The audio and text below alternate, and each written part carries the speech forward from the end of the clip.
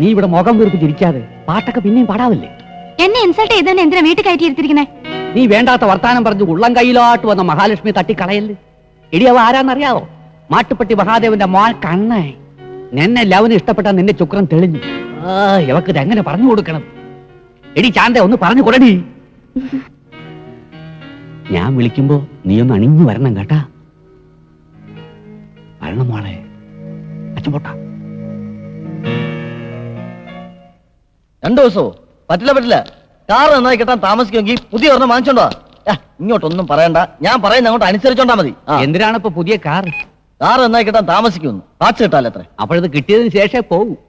അതുവരെ ഞാൻ എവിടെ താമസിക്കും? ഇവിടെ വലിയ ഹോട്ടലൊന്നും ഇല്ലല്ലോ അപ്പി. 2 ദിവസത്തേക്ക് എന്നല്ലേ ഇവിടെ അഡ്ജസ്റ്റ് ചെയ്തു. നിങ്ങൾക്ക് ബുദ്ധിമുട്ടാവില്ലല്ലോ.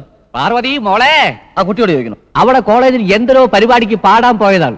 അത് മുടങ്ങിയതിൽ അവൾക്ക് ഭയങ്കര ദേഷ്യം. പാർവതി മോളെ.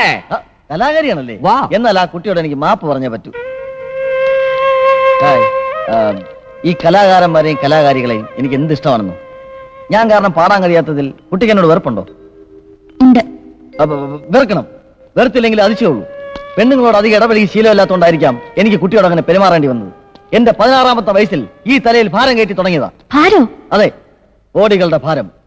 ഈ ബിസിനസ്, കാശ്, കണക്ക് മടുത്തു. നിലം തൊടാത്ത യാത്രകൾ. America, London, Japan, India, Kerala, Viyyur, Kannur, Poojappura, Palayam, Statue, Pettah, Thiruvananthapuram, അങ്ങനെ എത്ര രാജ്യങ്ങൾ. സ്നേഹം എന്താണെന്ന് ഞാൻ അറിഞ്ഞിട്ടില്ല.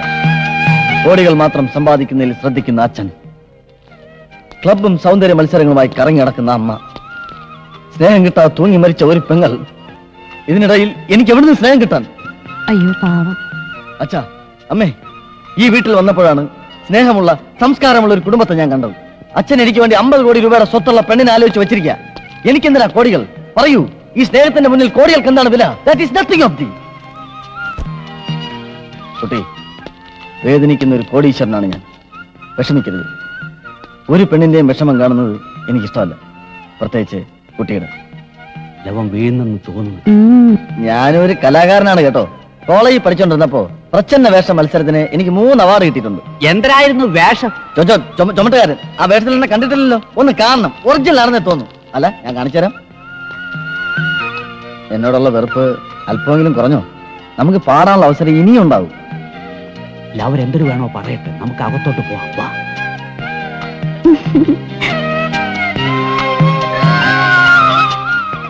ചായ.